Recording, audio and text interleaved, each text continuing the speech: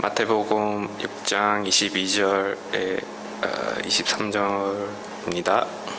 눈은 몸의 등불이니 그러므로 내 눈이 성하면 온 몸이 밝을 것이요 눈이 나쁘면 온 몸이 어두울 것이니 그러므로 내게 있는 빛이 어두우면 그 어두움이 얼마나 하겠느니요. 아멘. 마태복음 강의의 46번째 시간입니다. 오늘은 마태복음 6장 22절부터 23절의 말씀을 가지고 안경이라는 제목으로 함께 나누기를 원합니다. 부제목은 눈은 몸의 등불이니입니다. 제가 고등학교 때 저는 안경을 안 꼈었고요. 시력이 1.5였습니다. 대학 때도 시력이 1.5였고요. 직장 생활에서 이제 컴퓨터 앞에 앉으면서부터 눈이 나빠져서 안경을 쓰기 시작했는데요. 안경을 쓰는 사람들의 고충을 당시에는 몰랐었죠. 친구들하고 이제 공을 차고 축구를 하고 같이 이제 씻으러 이제 목욕탕 같은데 대중 목욕탕을 가면 제 친구 한 명은 김이 막 서리는데도 안경을 벗지 않고 끼고 있는 거예요. 왜냐하면 안경을 벗으면 앞이 하나도 안 보인다는 거죠. 또 어떤 친구는 같이 이렇게 자면은 안경을 벗어 바로 머리 위에 둡니다. 우리는 좀 멀리 탁자 위에도 두고 책상 위에도 두고 하는데 바로 머리 위에 둬요. 왜 그러냐면은 안경을 벗고 나면 앞이 하나도 안 보인대요. 그만큼 눈이 안 좋아서 그렇다는 거죠. 안경이 없으면 어둠 그 자체인 친구들이었습니다. 요즘 저와 아내는 돋보기가 필요합니다. 지금 이 안경이 밑에 돋보기가 달려있는 안경인데요. 다초점 안경이라고 하죠. 이걸 써야 이제 밑에 있는 성경이 보입니다. 안 그러면 이렇게 들었다 놨다 해야 되죠. 너무 작은 글씨는 제가 볼 수 없는 거는 주은이를 불러서 주은이 보고 읽으라고 하기도 합니다. 안경하면 또 우리가 선글라스도 생각나는데 텍사스에는 선글라스가 없으면 안 됩니다. 그죠? 운전할 때 워낙 이 햇빛에 반사되는 이 빛이 너무 세서 선글라스를 안 끼면 안 되죠. 근데 선글라스에 어떤 색깔이 들어가느냐에 따라서 세상의 색깔이 달라져 보입니다. 파란색 선글라스를 끼면은 세상이 파랗게 보이고요. 브라운색, 갈색 선글라스를 끼게 되면 세상이 갈색으로 보이게 되죠. 어떤 안경을 꼈느냐, 어떤 렌즈를 갖고 있느냐에 따라 다른 세상을 보게 됩니다. 세상은 변함이 없는데 그 세상을 바라보는 눈이 선글라스의 색깔이 다른 거죠. 오늘은 이 안경에 대한 이야기를 하려고 합니다. 오늘 민호 형제가 영어가 아닌 한국어로 읽었던 이 본문은 짧은 2구절인데 보통 어떻게들 해석하냐면 이렇게 해석하죠. 성도라면은 좋은 것을 생각하고 좋은 것을 보고 좋은 사람들과 사귀고 그렇게 해야 된다. 그래서 좋은 열매를 맺어야 된다라고 이야기를 하면서 성도라고 하면서 보지 않아야 될 것을, 그러니까 나쁜 것을 보거나 나쁜 사람과 사귀거나 나쁜 행동을 하면은 그러면 안 된다. 왜냐하면 금방 그렇게 하면 나쁜 것에 물들게 되기 때문에 그렇다. 이렇게 이야기를 하죠. 어떻게 접근한 거냐면 크리스찬의 윤리, 크리스찬 에틱으로 이렇게 접근한 거죠. 신학자들은 이 본문에서 어떻게 말하냐면 두 사람의 신학자를 제가 말씀을 드리겠는데요. 제가 한번 읽어보겠습니다. 그랜트 오스본이라는 신학자는 이렇게 이야기합니다. 하나님의 빛이 우리 삶에 비칠 때에 너그러운 영혼을 소유하게 되며 주위 모든 사람의 삶을 비추게 된다. 도덕적 어둠이 우리의 삶을 지배하지 않도록 하라라고 경고합니다. 마이클 그린이라는 신학자는 이렇게 얘기합니다. 눈은 영혼의 창이다. 돈에 대해 너그러운 것과 그렇지 않고 돈에 욕심이 많고 인색한 것에 대한 대조이다. 오늘 본문이 그렇다는 거죠. 이 두 유명한 신학자 역시 기독교 윤리로 오늘 본문을 해석하고 있습니다. 그럼 오늘 본문의 제가 생각하는 오늘 본문의 의미는 무엇인지를 지금부터 여러분과 함께 나누기를 원합니다. 오늘은 조금 설교할 때의 방식을 달리해서 2갈식으로 이야기를 하려고 해요. 머리에 먼저 결론을 이야기하고 그 다음부터 풀어나가는 방식인데요. 오늘 본문의 구조의 위치를 잘 생각해 볼 필요가 있습니다. 오늘 본문은 지난주에 했던 마태복음 6장 19절부터 34절까지가 크게 보면 한 단락입니다. 마태복음 6장 19절부터 34절까지가 한 단락입니다. 근데 지난 시간에 뭐에 대한 이야기를 했죠? 19절부터 21절까지 뭐에 대한 이야기를 했냐면 보물에 대한 이야기를 했습니다. 그래서 보물섬이라는 제목으로 이야기를 했죠. 우리 모든 인간은 보물섬을 찾아가는 사람들인데 그 보물이 어떤 보물이냐에 대한 이야기를 하고 있고 그 보물은 누구라고 얘기했죠? 예수 그리스도다라고 이야기를 했었습니다. 오늘은 눈에 대한 이야기인데요. 이 눈에 대한 이야기는 이런 거죠. 너희가 보는 게 누구냐라는 거죠. 누구를 바라보고 있냐? 네가 예수 바라보고 있니? 이런 거죠. 지난 시간에 만약에 네가 보물로 예수를 가졌니? 라는 질문이라면 이번 시간에는 네가 예수를 보았니? 또는 예수를 보고 있니?에 대한 질문인 거죠. 다음 시간에 나눌 두 주인에 대한 내용은 이런 겁니다. 네 주인이 예수 그리스도니 아니면 세상이니? 내 주인이 여호와니 아니면은 애굽이냐 바벨론이니? 이렇게 물어보시는 거죠. 그러고 난 다음에 그 다음에 아주 길게 긴 본문으로 뭘 이야기하고 있냐면 평안에 대한 이야기를 하고 있죠. 근심하지 마. 네 모습은 이런 모습들이니까 근심하지 마. 이렇게 이야기하고 있죠. 우리는 이 본문을, 이 큰 단락의 본문을 어떻게 일반적으로 적용하냐면 이렇게 하죠. 예수를 보물로 가지자. 예수를 우리가 소유하자. 예수만 바라보자. 상황과 환경 말고 예수만 바라보자. 예수만 주인으로 삼자. 그래서 근심하지 말자. 이렇게 적용을 하잖아요. 반쯤 맞고 반쯤 틀리다고 말씀드렸는데요. 만약에 그런 적용이 나에게로부터 시작이 되어지면 그거는 잘못된 거고요. 그 적용이 예수로부터 시작이 되어지면 그건 맞는 얘기입니다. 그래서 반쯤 맞고 반쯤은 틀리게 됩니다. 나에게서 시작되어지면 예수가 내 보물이다라는 것이 나에게서부터 시작되어지고 나는 예수님만 바라봅니다라는 것이 나에게서 시작되어지고 세상이 아니라 예수가 나의 주인입니다라는 것이 나에게서 시작되어지면 그렇게 되면 그 결과는 그 성취는 고스란히 나의 의로 남습니다. 그래서 이것은 아니라는 것이죠. 예수님께서 침례받으시고 난 다음에 광야에 가서 40일 동안 금식하시고 사탄의 시험을 세 가지 시험을 다 받으시고 난 다음에 시험에 성공하시고 난 다음에 다시 갈릴리로 돌아오시죠. 돌아오시고 난 다음에 예수님은 이제 예수님에게 맡겨진 사명을 감당하십니다. 그래서 그 사명이 뭐냐면 복음에 대한 선포잖아요. 그 복음의 선포의 결정적인 모습이 어디서 드러나냐면 십자가에서 드러난 거잖아요. 그 예수님께서 말씀하셨던 복음의 선포, 예수님의 선 그림자였던 모형이었던 침례 요한이 선포했던 그 내용이 뭡니까? 찾아보겠습니다. 마태복음 4장 17절입니다. 마태복음 4장 17절. 이때부터 예수께서 비로소 전파하여 이르시되 회개하라 천국이 가까이 왔느니라. 예수님께서 전파하셨던 복음이 뭐라고요? 회개해라. 왜? 천국이 왔다는 거죠. 이 천국이 가까이 왔다는 것은 천국이 왔다. 내가 천국이다. 그 말씀하고 계시는 거죠. 너희가 나와 함께 하면 그곳이 곧 천국이야. 이 말씀하고 계시는 거다. 그죠? 그렇습니다. 이 산상수는 그러니까 이렇게 복음을 선포하시고 난 다음에 가르치시기도 하시고 복음에 대한 내용을 가르치시기도 하시고 복음에 대한 내용으로 치유 사역도 하신다고 말씀드렸죠. 그러고 난 다음에 예수님께서는 산에 올라가셔서 이 산상수훈을 선포하시는 거란 말이죠. 이 산상수훈 안에 지금 오늘 본문의 내용이 들어가 있는 거죠. 산상수훈은 천국에 들어갈 수 있는 입장권에 관한 이야기라고 말씀을 드렸잖아요. 이 입장권을 내가 노력해서 얻는 게 아니라 너희는 이미 이 입장권을 어떻게 했던 사람들? 받은 사람을, 얻은 사람들, 너희는 이미 천국을 사는 사람들이야 라는 것을 선포해 주시는 말씀이 산상수훈이라고 말씀드렸습니다. 산상수훈 시작을 어디서 하죠? 5장 1절 한번 보십시오. 마태복음 5장 1절입니다. 예수께서 무리를 보시고 산에 올라가 앉으시니 제자들이 나온지라. 어디서 하셨다고요? 산에서 하셨습니다. 그래서 산상수훈이죠.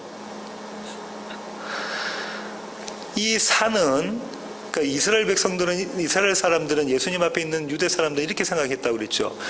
이 구절을 볼 때 예수님께서 산에 오르사 앉아서 가르치시기를 시작하셨다, 말씀하시기를 시작하셨다 하면은 예수님을 누구와 대조해서 생각하게 되어 있다고요? 유대 사람들은 모세와 대조해서 생각하게 되어 있습니다. 모세가 그렇게 가르쳤거든요. 모세가 산에 올라가서 받은 법이 어느 산의 법이죠? 신의 산의 법. 그게 뭡니까? 율법입니다. 이 율법과 대조해서 예수님은 시온산의 법, 그러니까 예루살렘 성이 있었던 그 시온산이 아니라 하늘의 그 시온산의 법으로 지금 말씀하고 계시는 거라고요. 그래서 너희가 이렇게 들었지, 너희가 모세의 법을 이렇게 해석하지, 아니 나는 이렇게 너에게 말한다라고 시작되는 거잖아요. 그렇게 하면서 산상순의 팔복이 주어지고, 이 팔복은 크리스찬의 정체성, 성도의 정체성, 크리스찬의 아이덴티티라고 말씀을 드렸습니다. 그러니까 아까 앞서 말씀드린 것처럼 너희는 이미 보물인 예수를 가진 자고, 너희는 이미 예수를 바라보고 있는 자고, 다음 시간에 할 너희는 이미 예수를 주인으로 삼은 자들이다. 이에 대한 이야기를 쭉 하고 계시는 거라는 거죠. 따라서 오늘 본문은 예수 그리스도만 바라보는 자고, 또 예수 그리스도만 바라볼 수 있는 안경을 가진 자고요. 주님은 그런 자들, 그런 안경을 끼고 있는 자들을 성도라고 부르고 교회라고 부르신다라는 이야기입니다. 이 눈에 관해서는 여러 가지 비유들이 있는데요. 장제일 목사님은 이렇게 이야기합니다. 히브리 사람들이 생각할 때에 내 눈이 성하면이라고는 오늘 본문의 구절을 들으면 그 얘기는 곧 네가 욕심이 없으면이라고 해석한다고 해요. 그 다음에 온몸이 밝을 것이요 라는 구절은 온 인생이 행복하고 고난이 없고 즐거울 것이다. 네 마음에 욕심이 없으면 넌 행복할 거야. 이렇게 해석을 한다고 하는 거죠. 한마디로 뭐냐면 자족이다, 그죠? 자족하더라. 스스로 만족하다 한다는 거죠. 근데 이것은 바울이 이야기했던 자족과는 개념이 다릅니다. 이 유대인들이 생각했던 자족은 모든 종교가 이야기하고 있는 진리라고 이야기하고 있는 거죠. 그죠? 불교는 그렇지 않습니까? 그렇습니다. 유명한 불교 스님이 그런 말씀하셨죠. 무소유라는 이야기 하셨잖아요. 모든 종교가 그거를 추구한다니까요. 지금 그 말씀을 하고 있는 것이 아니라는 거죠. 눈은 종종 오늘 본문처럼 등불의 비유가 됩니다. 등불의 비유가 되는데요. 한번 생각해 보세요. 저는 시골에서 그 방학 때마다, 중고등학교 시절을 방학 때마다 시골에서 지냈기 때문에 잘 아는데요. 보름이 아닌 금음에는 달이 없잖아요. 자꾸 이렇게 가면은 이제 달이 없어지잖아요. 달이 하나도 없는 날은 시골은 캄캄합니다. 대도시는 뭐 여러 네온 사인과 불빛이 많아서 그렇지만 시골은 캄캄해요. 정말 칠흑같이 어둡습니다. 만약에 그런 길에 내가 걸어간다고 하면 등불을 들고 걸어가야 되잖아요. 근데 이 등불이 꺼졌어요. 그러면은 한 치 앞을 못 보잖아요. 그러면 이 벽에 부딪힐 수도 있고, 만약에 다리를 건너다가 등불이 꺼져버리면 다리에서 실족해서 떨어져서 생명이 위태로울 수도 있는 그런 상황인 거죠. 등불은, 어둠과 등불은 그런 관계가 있는 겁니다. 근데 그 등불이 눈이라는 거예요. 그렇게 비유를 하고 있고요. 또 한편으로는 이스라엘 사람들은 이 눈을 뭘로 비유하냐면 창문으로 비유하기도 합니다. 창문은 빛이 들어오는 데잖아요. 근데 어떤 방에, 이런 방에 창문이 없고 빛이 없다고 하면 캄캄하잖아요. 그 창문은 항상 빛이 들어오는 걸로 비유하기도 합니다. 만약에 여러분이 낯선 방에 들어가셨는데, 그걸 딱 들어가시면 처음 하시는 일이 뭡니까? 낯선 방에 딱 문을 열고 딱 들어가셨어요. 근데 컴컴해요. 그럼 처음 하시는 일이 뭐죠? 벽을 더듬습니다. 그죠? 스위치를 켜려고. 거기에 스위치가 있어야 되는데 스위치가 저 밑이나 저 위에 있으면 안 되잖아요. 만약에 그렇게 했는데 사고가 나면 이거는 재판에 소송의 대상이 되는 거예요. 상식적으로 있어야 할, 보편적인 상식으로 있어야 될 때 스위치가 있어야 되는 겁니다. 근데 만약에 스위치가 없는 방에 들어가면은 쿵쿵쿵 여러 군데 부딪히고 쉽사리 발을 떼기가 어렵잖아요. 그렇게 창문과 이 어둠이 있는 방을 비교하기도 합니다. 또 성경은 이 눈과 귀를 뭘로 이야기를 하냐면요, 입력기관으로 생각을 해요. 눈도 보는 것이고 귀는 듣는 것이잖아요. 그런 입력기관으로 생각하기도 합니다. 그런데 이 입력기관은, 성경에 말하는 입력기관은 무엇과 연관이 되어져 있냐면 생명과 연관이 되어져 있는 거예요. 너희가 잘 듣고 잘 보아야 생명 얻고 그렇지 않으면 사망이다라고 이야기하고 있는 거예요. 그러니까 정말로 눈과 귀가 중요한 기관이다. 그렇죠? 그렇습니다. 성경에서 말하는 눈은 주님을 보는 거고요. 성경에서 말하는 귀는 복음을 듣는 겁니다. 자, 결론적으로 말씀을 드립니다. 이미 벌써 성경에서 말하는 눈은 예수 그리스도를 보는 거고요. 성경에서 말하는 귀는 그 예수 그리스도가 전하는 복음을 듣는 겁니다. 이사야 43장 1절 한번 볼까요? 찾으셨으면 제가 한번 읽어보겠습니다. 야곱아, 너를 창조하신 여호와께서 지금 말씀하시느니라. 이스라엘아, 너를 지으신 이가 말씀하시느니라. 지금 뭐라고 지금 이사야가 이야기하고 있냐면, 야곱과 이스라엘은 동일한 이스라엘 이야기하는 거잖아요. 유대를 이야기하는 건데요. 그들을 뭐 하셨다고 그래요? 하나님이 창조했다. 하나님께서 만드신 그 하나님이 지금 너희에게 선포한다라는 이야기를 하고 있다. 이사야가. 그죠? 지금 이 선포는 어떤 거냐면, 너희를 만드신 하나님이 너희를 지금 만들고 계신다라는 거죠. 창조에 대한, 새 창조에 대한 이야기에 대한 이야기입니다. 조금 더 내려가셔서요. 7절 한번 보실까요? 7절부터 한번 제가 읽어보겠습니다. 13절까지. 내 이름으로 불려지는 모든 자, 곧 내가 내 영광을 위하여 창조한 자를 오게 하라. 창조의 목적이 나왔습니다. 하나님의 영광입니다. 그를 내가 지었고 그를 내가 만들었느니라. 눈이 있어도 보지 못하고 귀가 있어도 듣지 못하는 백성을 이끌어내라. 열방은 모였으며 민족들이 회집하였는데 그들 중에 누가 이 일을 알려주며 이전 일들을 우리에게 들려주겠느냐. 그들이 그들의 증인을 세워서 자기들의 옳음을 나타내고 듣는 자들이 옳다고 말하게 하여 보라. 나 여호와가 말하노라. 너희는 나의 증인, 나의 종으로 택함을 입었나니 이는 너희가 나를 알고 믿으며 내가 그인 줄 깨닫게 하려 함이라. 나의 전에 지음을 받은 신이 없었느니라. 나의 후에도 없으리라. 나는 곧 나는 여호와라. 나 외에 구원자가 없느니라. 내가 알려주었으며 구원하였으며 보였고 너희 중에 다른 신이 없었나니 그러므로 너희는 나의 증인이요 나는 하나님이니라. 여호와의 말씀이니라. 과연 태초부터 나는 그이니 내 손에서 건질 자가 없도다. 내가 행하리니 누가 막으리요. 이 이사야 말씀은 대단한 복음입니다. 너무 은혜가 되는 복음인데요. 이 세상을 만들고 너희를 만든 자, 나 여호와는 스스로 있는 자다. 내가 너에게 이야기한데 너희는 눈이 있어도 뭐 하지 못해요? 보지 못하고 귀가 있어도 듣지 못한다. 무슨 말입니까? 너희는 나를 모른다는 거잖아요. 내가 너에게 계시하지 않으면, 내가 너희에게 알려주지 않으면 너희는 나를 모른다. 그런데 주님께서 10절에 보시면은 너희를 내가 나의 증인으로 삼았다라는 거예요. 너희를 나의 증인으로 삼았다. 그러면서 말씀을 하시죠.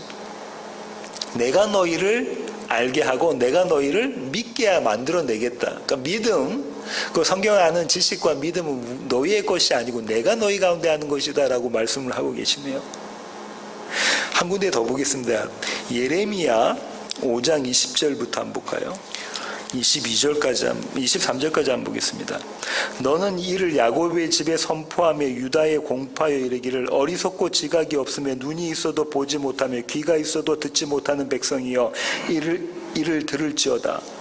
여호와의 말씀이니라. 너희가 나를 두려워하지 아니하느냐. 내 앞에서 떨지 아니하겠느냐. 내가 모래를 두어 바다의 한계를 삼되 그것으로 영원한 한계를 삼고 지나치지 못하게 하였으므로 파도가 거세게 이나 그것을 이기지 못하며 뛰노나 그것을 넘지 못하느니라. 그러나 너희 백성은 배반하며 반역하는 마음이 있어서 이미 배반하고 갔으며. 여기서 성경에서 이야기하는 복음에 대해서, 반응에 대해서 다 이야기를 하고 있는데요. 어리석고 지각이 없다는 것은 지혜가 없는 자들이잖아요. 성경이 말하는 지혜, 성전 짓는, 하나님이 집 짓는 지혜가 없는 자들이죠. 눈이 있어도 보지 못하고 귀가 있어도 듣지 못하는 백성이다. 너희는 그런 백성이다 하면서 주님께서 뭐라고 말씀하시냐면 내가 창조주임을 가르쳐 주십니다. 욥한테도 그러셨죠. 욥이 하나님을 모르고 지혜 없는 자이고 욥이 하나님을 눈으로 보지도 못하고 귀로 듣지도 못하는 그였던 자에게 뭘 가르쳐 주시죠? 하나님께서 내가 창조주야를 보여주시니까 욥이 하나님 앞에 엎드려지잖아요. 똑같은 이야기입니다. 23절을 보시면 그런 자들은 하나님을 배반하고 하나님에게 반역하는 마음이 있었다. 그리고 이미 그들은 하나님을 떠난 자들이다. 이렇게 이야기하고 있네요. 한 절 앞서서 보시면은, 한 장 앞서 가시면은 4장, 예레미야 4장 22절부터 23절 한번 보실까요? 여러 번 읽었던 구절입니다. 제가 읽어보겠습니다. 내 백성은 나를 알지 못하는 어리석은 자요 지각이 없는 미련한 자식이라 악을 행하기에는 지각이 있으나 선을 행하기에는 무지하도다. 이것을 또 어떻게 번역을 했냐면요. 보라 내가 땅을 본즉 혼돈하고 공허하며 하늘에는 빛이 없으며. 예레미야가 이렇게 이야기했잖아요. 창세기 1장 2절에 있는 말씀이 이 말씀이구나. 하나님을 모를 때 그것이 어둠이구나. 그렇게 이야기를 하고 있습니다. 주님도 말씀을 하고 계시는데요. 마태복음 13장으로 가보실까요? 마태복음 13장 10절부터 17절입니다. 제자들이 예수께 나와 이르되 어찌하여 그들에게 비유로 말씀하시나이까? 대답하여 이르시되 천국의 비밀을 아는 것이 너희에게는 허락되었으나 그들에게는 아니 되었나니. 이게 비밀이라 그러죠? 이게 참 은혜입니다. 천국의 비밀을 아는 것이 너희에게는 허락되었으나 그렇지 않은 자들에게는 허락되지 않았다는 거죠. 무릇 있는 자는 받아 넉넉하게 되되 없는 자는 그 있는 것도 빼앗기리라. 그러므로 내가 그들에게 비유로 말하는 것은 그들이 보아도 보지 못하며 들어도 듣지 못하며 깨닫지 못함이니라. 주님께서 비유로 말씀하시는 것은 그들이 알아듣지 못하게 하시기 위함이다 라고 말씀을 하시죠. 그러면서 이사야, 조금 전에 저와 여러분이 읽었던 이사야의 말씀을 하십니다. 이사야의 예언이 그들에게 이루어졌으니 일렀으되 너희가 듣기는 들어도 깨닫지 못할 것이요 보기는 보아도 알지 못하리라. 이 백성들의 마음이 완악하여져서 그 귀는 듣기에 둔하고 눈은 감았으니 이는 눈으로 보고 귀로 듣고 마음으로 깨달아 돌이켜 내게 고침을 받을까 두려워함이라 하였느니라. 그러나 너희 눈은 봄으로 너희 귀는 들음으로 복이 있도다. 여기서 주님이 명확하게 복에 대한 말씀을 하고 계시는데요. 복이 뭐라는 거죠? 예수 그리스도를 알게 되는 것, 굿뉴스, 좋은 소식을 듣는 것이, 그래서 깨달아 아는 것이, 그래서 예수 그리스도를 믿고 그와 함께하는 것이 뭐라는 거예요? 복이다라는 겁니다. 그러면 이 지금 쭉 우리가 이사야와 예레미야서와 마태복음에 있는 구절들을 정리해 보면 눈이 성하다는 것은 예수를 볼 수 있는 눈을 가졌다는 거죠. 그 안경을 가졌다는 거죠. 눈이 성하지 못한 것은 예수를 볼 수 있는 안경이 없다는 겁니다. 예. 똑같은 저와 여러분처럼 똑같이 안경을 쓰고 있지만 어떤 사람은 이 안경이 예수를 볼 수 있는 눈이고 또 어떤 사람이 이 안경이 예수를 볼 수 없는 눈이라는 거죠. 그렇습니다. 예수님 당시에 눈먼 자들, 귀먼 자들이 누구였을까요? 예? 유대 사람들, 특별히 바리새인들입니다. 바리새인들. 마태복음 20장 15절로 가볼까요? 14절부터 한번 읽어볼게요. 내 것이나 가지고 가라. 나중 온 이 사람에게 너와 같이 주는 것이 내 뜻이니라. 내 것을 가지고 내 뜻대로 할 것이 아니냐. 내가 선함으로 네가 악하게 보느냐?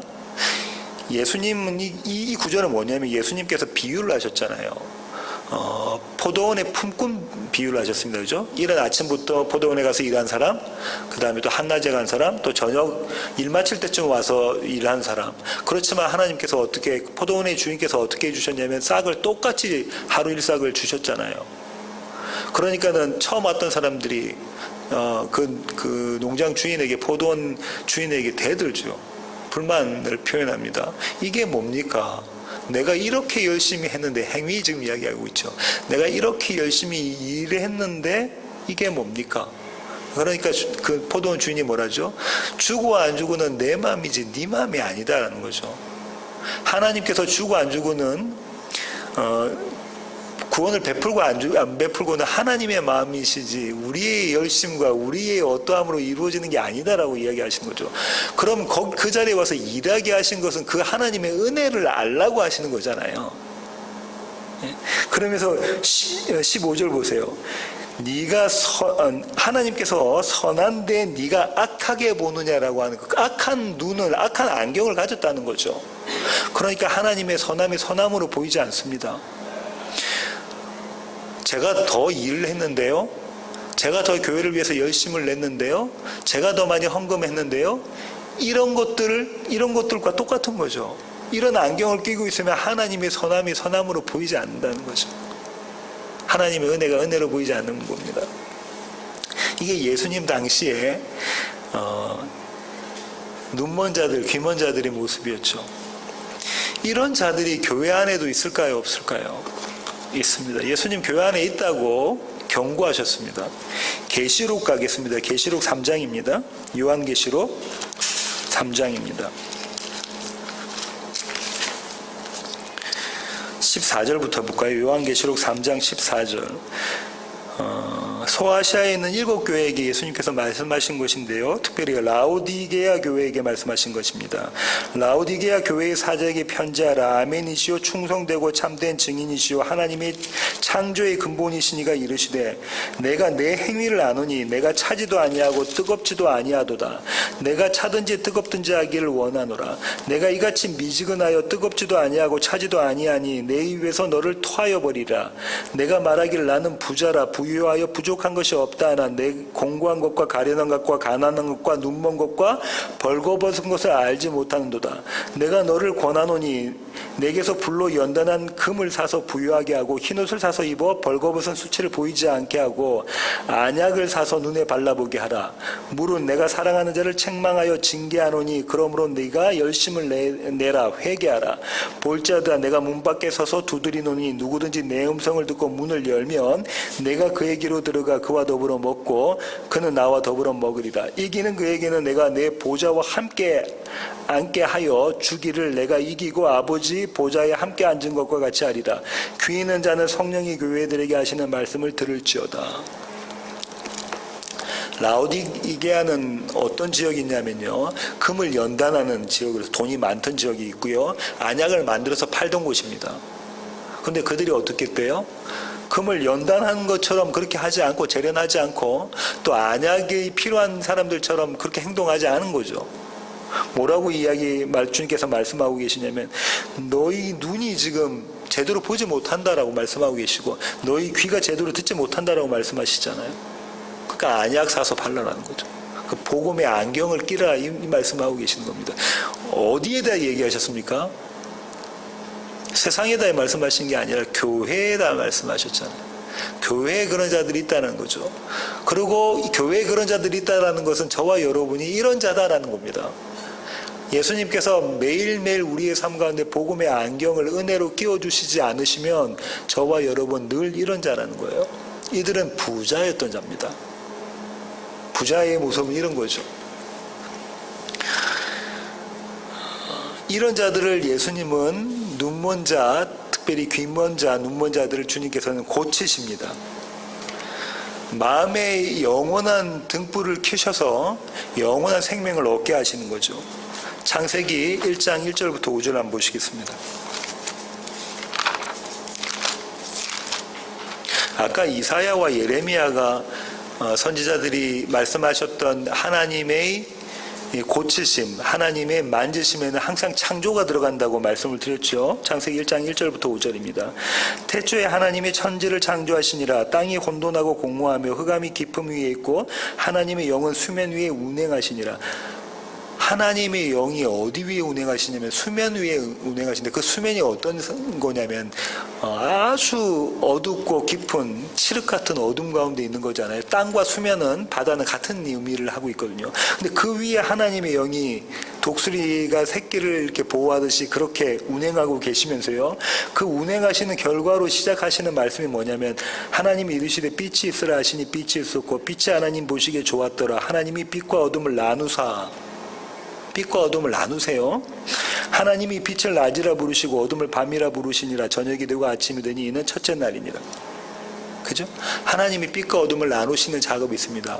아까 마태복음에서 예수님이 왜 비유로 말씀하셨다고 하시죠? 이 빛과 어둠을 나누게 하시려고, 낮과 밤을 나누게 하시려고.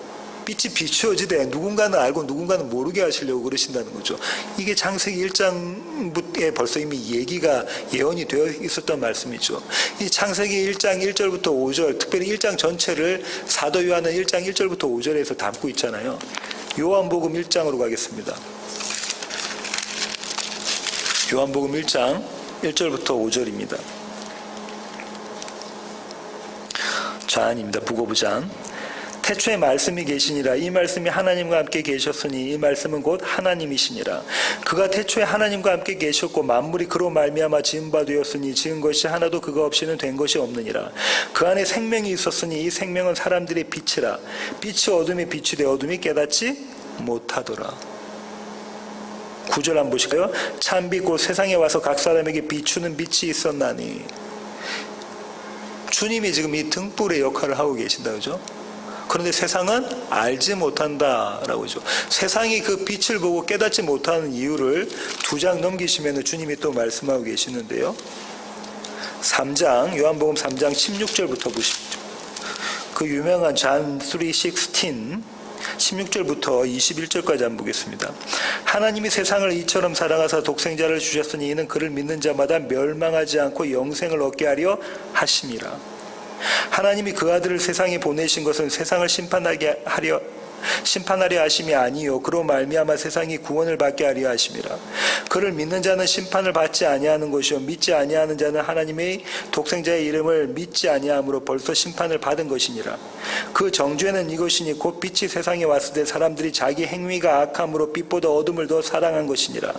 악을 행하는 자마다 빛을 미워하여 빛으로 오지 아니하나니 이는 그 행위가 드러날까 함이요 진리를 따르는 자는 빛으로 오나니 이는 그 행위가 하나님 안에서 행한 것임을 나타내려 함이라 하시니라. 빛이 이 세상에 왔는데 세상이 빛에게 나오지 않은 이유를 뭐라고 주님이 말씀하십니까? 그들이 어둠을 더 사랑해서 그렇다는 거죠. 우리는 이것을 또 윤리적으로 접근하죠.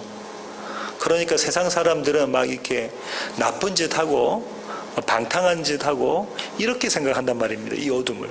세상이 그런 거 너무 좋아해서 그래서 예수님께 안 나왔다라고 생각하는데 그렇지 않습니다. 성경에서 말하는 어둠은 뭐라고요? 아까 예레미야하고 이사야가 뭐라고 얘기했습니다. 성경에서 말하는 어둠은 하나님을 모르는 것, 그분이 보낸 아들을 믿지 않는 것, 그게 어둠이잖아요. 세상은 어둠이 너무 좋아서 빛을 받아들이지 못한다. 그런데 누구만 빛을 받아들이면 하나님의 창세전에 작정한 자들만 빛을 받아들인다는 거죠. 그건 그들에게 원인이 있는 것이 아니라 하나님이 그들 안에 마음에 심어놓은 하나님의 영, 예수 그리스도의 영이 원인이 되는 거죠. 그렇습니다. 주님은 그 이 땅에서 하시는 사역 가운데서 뭘 하시냐면 눈먼 자, 귀먼 자를 고치시는 사역을 하셨습니다. 함께 같이 보실까요? 누가복음 4장 16절부터 21절입니다. 누가복음 4장 16절부터 21절입니다. 예수께서 그 자라나신 곳 나사렛에 이르사 안식일에 늘 하시던 대로 회당에 들어가서 성경을 읽으려고 서심해 선지자 이사야의 글을 들이거늘 책을 펴서 이렇게 기록된 데를 찾으시니 곧 주의 성령이 내게 임하셨으니 이는 가난한 자에게 복음을 전하게 하시려고 내게 기름을 부으시고 나를 보내사 포로된 자에게 자유를 눈먼 자에게 다시 보게 함을 전파하며 눌린 자를 자유롭게 하고 주의 은혜의 해를 전파하게 하려 하였더라. 책을 덮어 그 맡은 자에게 주시고 앉으시니 회당에 있는 자들이 다 주목하여 보더라. 이에 예수께서 그들에게 말씀하시되 이 글이 오늘 너희 귀에 응하였느니라 하시니. 이사야의 말씀, 이사야의 예언, 그리스도 메시아에 대한 예언이 성취되었다라고 주님이 말씀하고 계시잖아요. 근데 주님이 하시는 치유 사역이 어떤 거라고 합니까? 눈먼 자에게 포기해 주시는 거다. 그죠? 귀신 들린 자를 자유게 해주고, 그죠? 귀먼 자를 귀가 들리게 해주시고, 이게 주님이 하시는 일이라는 거죠. 근데요, 구약에서 가장 유명한 선지자 한 명을 뽑으라면 침례 요한이죠. 왜냐하면 구약의 모든 선지자를 대표하는 사람이 침례 요한이니까요. 그는 구약과 신약의 경계선에 있었던 사람이 그 침례 요한이 실족하면서 예수님께 뭐라고 이야기했냐면 오실 그이가 당신이 맞습니까? 라고 했습니다. 그때 주님께서 엉뚱한 대접을 하시죠. 주님께서 원래 심레위원이 바라는 대답은 뭐죠? 내가 메시아가 맞아. 내가 이제 이 나라를 정복할 거야. 자, 조금만 기다려봐. 이 로마 제국 정복해버리고 우리가 이 세상에 으뜸이 되는 나라가 될 거야 라고 하는 말씀을 기대했을 텐데 주님은 이런 말씀을 하십니다. 내가 병든 자 고치고 있고 눈먼 자 눈보게 하고 귀먼 자 귀 듣게 하고 이런 사역을 하고 있다? 이렇게 엉뚱한 말씀하시잖아요. 이게 이사야의 말씀이시잖아요. 주님께서 하시는 일이 이 일이다라는 거예요. 그러면 여호와 하나님께서 허락하신 이 복음의 안경을 끼고 있지 않으면 심지어 침례 요한까지도 뭐합니까? 실족합니다. 늘 이 안경을 끼고 있어야 볼 수 있는 거죠. 주님께서 말씀하셨던 상징적으로 보여주셨던 그 모든 것은 다 지금 뭐 하고 있는 거냐면 이 복음이 들어가면 이 복음을 볼 수 있는 자를 만들어내시는 일을 하시는 거예요. 그리고 복음이 들어가면 이 복음을 들을 수 있는 자들을 만들어내시는 사역을 하고 계신 거라고. 그걸 은유적으로 본인의 사역 가운데서 우리의 육체적인 병고침으로 보여주신 것이죠. 그렇습니다. 아까도 말씀드린 것처럼 이 산상순의 이 내용은 예수님 이렇게 말씀하셨죠. 너희가 이렇게 들었으나 나는 이렇게 말한다 라고 하시면서 여러 가지 말씀하셨는데 맨 마지막 계명이 뭐라고요? 원수를 사랑해라. 너희가 이 눈에는 눈, 이에는 이 이렇게 들었지만 아니 나는 이렇게 이야기했는데 원수 사랑해 이렇게 이야기하시잖아요. 원수를 사랑해. 그럼 이 원수를 사랑하는 것에 대해서 구제와 기도와 금식에 대한 이야기를 했었잖아요. 오늘도 같은 맥락에서 보면 이 마음의 눈의 등불을 밝힌다는 것, 그걸로 해서 몸을 전체적으로 건강하게 한다는 것, 생명을 얻게 한다는 것은 이 복음을 전파하는 것과 일맥상통합니다. 사도행전 28장으로 한번 가보실까요? 21절부터 한번 읽어보겠습니다. 마지막 절까지. 그들이 이르되 우리가 유대에서 내게 대한 편지도 받은 일이 없고 또 형제 중 누가 와서 내게 대하여 좋지 못한 것을 전하든지 이야기한 일도 없느니라. 이에 우리가 너희의 사상이 어떠한가 듣고자 하니 이 파에 대하여는 어디서든지 반대를 받는 줄 알기 때문이라 하더라. 이 상황이 지금 이 컨텍스트가 어떤 거냐면요. 바울이 로마에 끌려가죠. 체포돼서 가서 로마에서 이제 감옥이 아니라 어떤 집에 감금을 당하는 거죠. 근데 그 감금당했는데 유대 사람들이 그 로마에 살던 유대 사람들이 옵니다. 그러니까 디아스포라들이 와서 바울이 도대체 어떤 말씀을 전했는지 자기들이 판단해 본다고 하는 거죠. 왜냐하면 여러 소문이 있는 거예요. 어떤 데서는 소문이 좋고 어떤 데서는 소문이 안 좋고 가는 곳곳마다 분란이 일어나는 거죠. 유대 사람들과의 분란이 일어나니까 네가 도대체 무슨 말하는지 우리가 한번 듣고 판단해 보겠다라고 하는 겁니다. 23절. 그들이 날짜를 정하고 그가 유숙하는 집에 많이 오니 바울이 아침부터 저녁까지 강론하여 하나님의 나라를 증언하고 모세의 율법과 선지자의 말을 가지고 예수에 대하여 권하더라. 지금 바울이 성경 창세기부터 쭉, 그때는 신약이 없었잖아요. 창세기부터 해서 말라기까지 있는 말씀을 다 가지고 누구를 증언한다는 거예요. 이거 너희가 알고 있는 것과 다르고 예수를 증언하는 말씀이야 하고 예수를 증언하고 있잖아요. 그때 24절 보세요. 그 말을 믿는 사람도 있고 믿지 아니하는 사람도 있어 서로 맞지 아니하여 흩어질 때에 바울이 한 말로 이르되 성령이 선지자 이사야를 통하여 너희 조상들에게 말씀하신 것이 옳도다. 일러스되 하면서 저와 여러분이 읽었던 이사야의 말씀을 바울이 인용을 합니다. 이 백성에게 가서 말하기를 너희가 듣기는 들어도 도무지 깨닫지 못하며 보기는 보아도 도무지 알지 못하는도다. 이 백성들의 마음이 우둔하여져서 그 귀로는 둔하게 듣고 그 눈은 감았으니 이는 눈으로 보고 귀로 듣고 마음으로 깨달아 돌아오면 내가 고쳐줄까 함이라 하셨으니 이들이 지금 못 알아듣는다는 거죠. 그런즉 하나님의 이 구원이 이방인에게로 보내진 줄을 알라. 그들은 그것을 들으리라 하더라. 여기 놀라운 이야기가 있습니다. 바울이 지금 유대 사람들에게 복음을 선포했는데 그들이 믿지 않잖아요. 일부 믿었지만 믿지 않잖아요.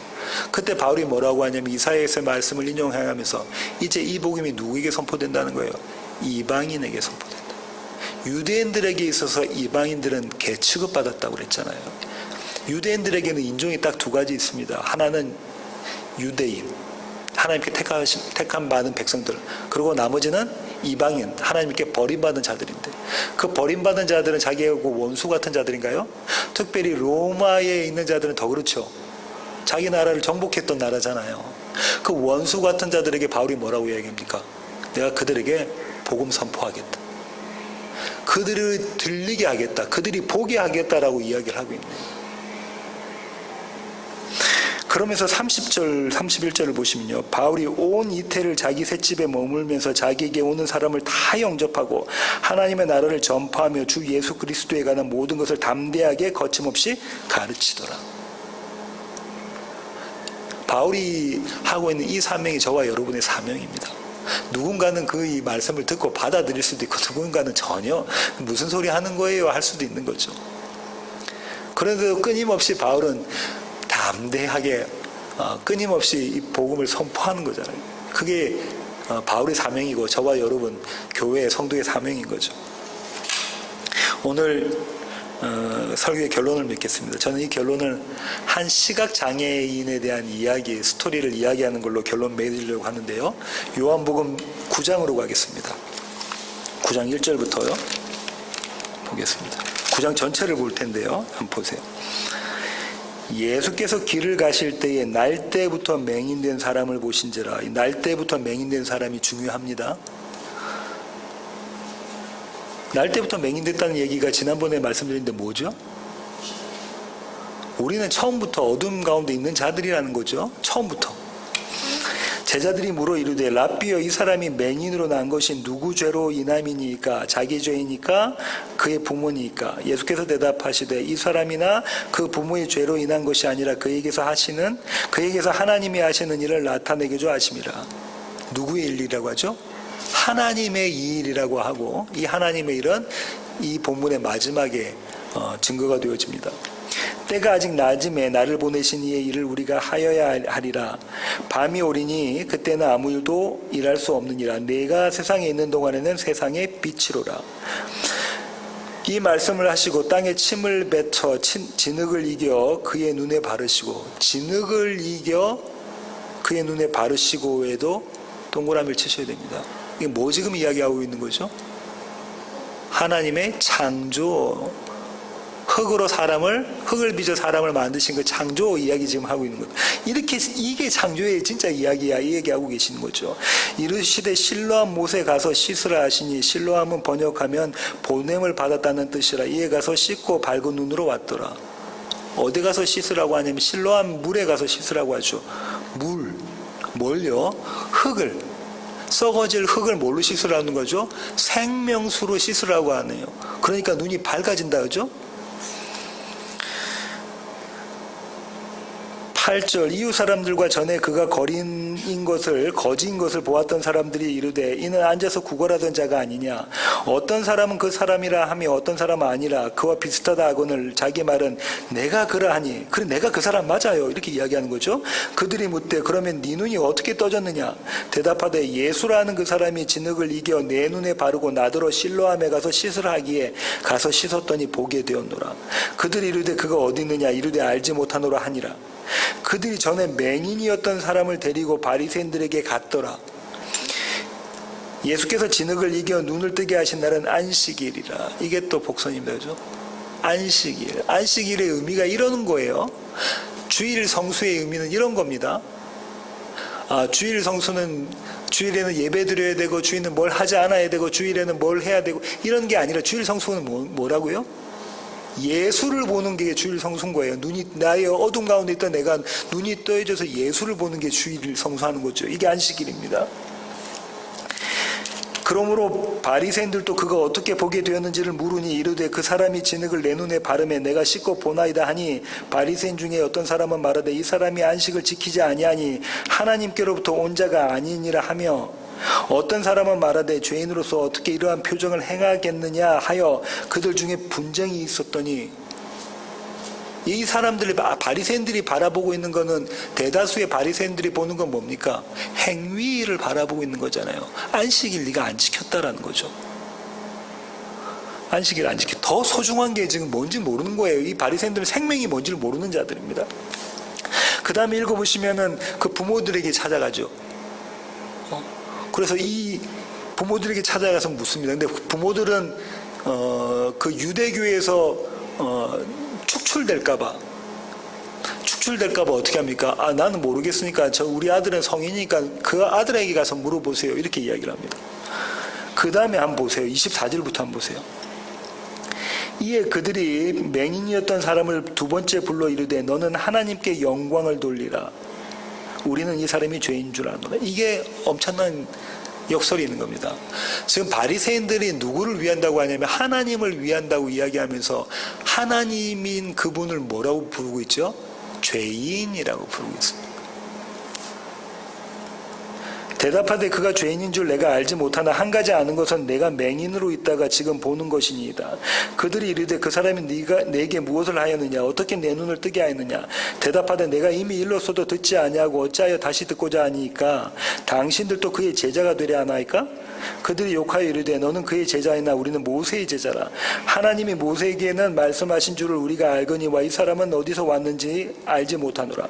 그 사람이 대답하여 이르되 이상하다. 이 사람이 내 눈을 뜨게 하였으되 당신들은 그가 어디서 왔는지 알지 못하는도다. 하나님이 죄인의 말을 듣지 아니하시고 경건하여 그의 뜻대로 행하는 자의 말을 들으시는 줄을 우리가 아나이다. 창세 이후로 맹인으로 난 자의 눈을 뜨게 하였다 함을 듣지 못하였으니 이 사람이 하나님께로부터 오지 아니하였으면 아무 일도 할 수 없으리로다. 지금 맹인은 눈먼 자의 시각장애에 있는 예수님을 증거하고 있잖아요. 그들이 대답하여 이르되 네가 온전히 죄 가운데서 나서 우리를 가르치느냐 하고 이에 쫓아내어 보내니라. 바리새인들은 전혀 딴판인 거죠. 하나님을 위한다고 하면서 그들은 누구냐면 지금 하나님을 죽이려고 하고 있잖아요. 하나님을 죄인 취급해서 죽이려고 하잖아요. 이때에 주님께서 이 맹인에게 나타나십니다. 예수께서 그들이 그 사람을 쫓아냈다 하는 말을 들으셨더니 그를 만나서 이르시되 네가 인자를 믿느냐? 대답하여 이르되 주여 그가 누구시오니까 내가 믿고자 하나이다. 예수께서 이르시되 네가 그를 보았거니와 지금 너와 말하는 자가 그이니라. 이르되 주여 내가 믿나이다 하고 절하는지라. 하나님의 일이 뭐라고요? 주여 내가 믿나이다. 그 일을 하신다 그죠? 이미 이 자가 눈이 뜨여졌는데 주님이 물어보시죠. 네가 예수를 봤니? 네가 메시아를 봤니? 네가 그리스도를 봤니? 그러면서 그리스도가 누군지를 가르쳐 주시니까 이 눈먼 맹인이 이렇게 이야기를 하는 거잖아요. 예, 제가 당신을 그리스도로 예수로 나의 구원자로 내 삶의 주인으로 믿습니다. 모셔드립니다. 라는 고백을 하게 됩니다. 이 39절부터 보실까요? 예수께서 이르시되 내가 심판하러 이 세상에 왔으니 보지 못하는 자들은 보게 하고 보는 자들은 맹인이 되게 하려 함이라 하시니 바리새인 중에 예수와 함께 있던 자들이 이 말씀을 듣고 이르되 우리도 맹인인가?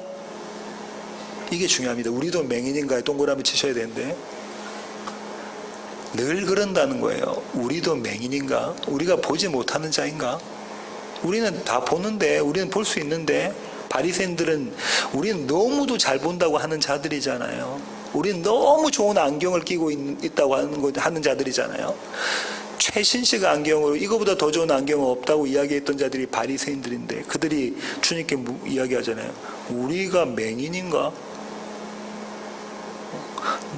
우리 보고 못 본다고 하는데 우리가 맹인이야? 이렇게 이야기하고 있습니다. 그때 주님이 이렇게 마지막에 이렇게 말씀하셨죠.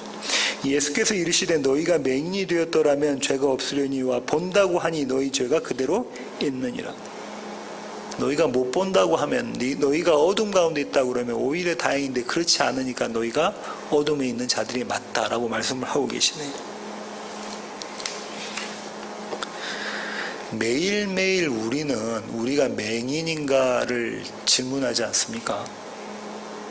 우리의 삶을 바라보면서 매일매일 우리가 맹인인가를 질문합니다. 우리가 맹인이 아니라고 이야기하는 거죠. 우리는 우리 하고 싶은 대로 살아야 된다고 이야기하고 있는 거죠. 그때 주님이 너희가 맹인이야 라고 말씀하고 계시는 거죠. 복음이라는 안경이 없으면 예수를 볼 수가 없습니다. 열심히 신앙생활을 한다고 하고 교회를 다닌다고 하고 기도를 한다고 하고 11조를 하고 단기 선교까지 한다고 해도 복음이라는 안경이 없으면 참 예수를 보지 못합니다. 그저 우리가 섬겨야 될 예수, 우리밖에 예수만 바라보고 열심을 내는 거죠. 성경은 어디를 이렇게 열어봐도 복음이라는 안경을 끼고 바라보면 그 가운데 누가 보여지냐면 예수가 보여집니다. 창세기를 봐도 그렇고요, 이사야를 봐도 그렇고요, 말라기를 봐도 그렇고요, 복음서와 계시록을 봐도 성경 어디를 봐도 누가 보여진다고요? 예수가 보여집니다. 복음이라는 안경을 끼고 보면. 그렇죠? 저와 여러분은 교회에 모여서 그 복음이라는 안경을 끼고 예수를 바라보는 작업을 하고 있는 거죠. 성경 공부가 그렇고 설교가 그렇고 그죠? 그렇습니다. 또 한 가지 중요한 게 있는데 그게 뭐냐면요. 여러분 말씀만 복음이라는 안경을 가지고 바라볼 게 아니라 복음이라는 안경을 끼고 저와 여러분의 삶을 바라보셔야 됩니다. 그러면 이 복음은 말씀이잖아요. 이 말씀이 저와 여러분의 삶에서 예수를 드러내게 하십니다. 그게 없으면 머리로만 아는 복음인 거예요. 저와 여러분의 삶을 하루하루의 삶을 매 순간 매 순간을 복음이라는 안경으로 끼고 바라보셔야 그 가운데 예수가 드러나십니다. 나는 죽고 예수가 사는 것이 그 가운데 드러나는 겁니다.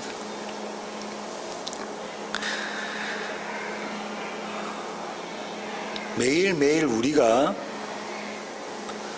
복음이라는 안경을 끼고 우리의 삶을 조명해 볼 때 주님은 우리에게 이런 말씀을 하시죠. 네가 그를 보았거니와 너와 말하는 자가 그이니라.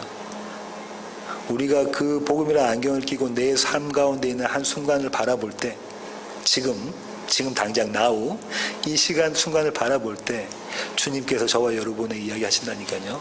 네가 보고 있는 내가 예수야. 내가 메시아야. 나를 붙잡아. 이 복음이라는 안경을 끼고 살아가시는 세워지는 교회의 모든 가족이 있기를 원합니다. 기도하시겠습니다. 하나님 그렇습니다. 하나님 우리는 우리가 원하는 안경을 끼고 말씀을 바라보고 또 우리가 원하는 안경을 끼고 우리의 삶을 바라봅니다. 그래서 말씀도 우리 마음대로 해석해내고 또 우리의 삶도 우리 마음대로 해석해냅니다. 우리의 삶이 우리의 뜻과 조금이라도 다를 때에는 하나님께 대들고 하나님께 반역하고 하나님의 말씀을 거절하는 우리의 모습들입니다. 하지만 하나님 이런 우리들 그대로 내버려 두지 않으시고 복음이라는 안경을 쓰게 하셔서 말씀 가운데 있는 예수를 보게 하시고 또 우리의 삶 가운데 있는 예수를 보게 하시니 주님 감사합니다. 아버지 하나님 우리가 복음이라는 안경을 통해 바라보는 예수만을 바라보게 하시고 예수만을 믿는 우리들의 삶이 될 수 있도록 주님 저희들을 붙잡아 주시옵소서. 귀하신 예수님의 이름으로 기도합니다. 아멘. 이제는 우리 주 예수 그리스도의 놀라신 구원의 은혜와 하늘 아버지의 크고 극진하신 사랑과 우리 안에 내주하셔서 복음이라는 안경으로 하나님의 말씀과 세상을 바라보게 하시는 성령님의 충만하심이 이제 주님 앞에 머리 숙인 세워지는 교회 모든 지체들 머리 위에 이제로부터 영원토록 함께 하시기를 예수 그리스도의 귀하신 이름으로 간절히 축원하옵나이다. 아멘.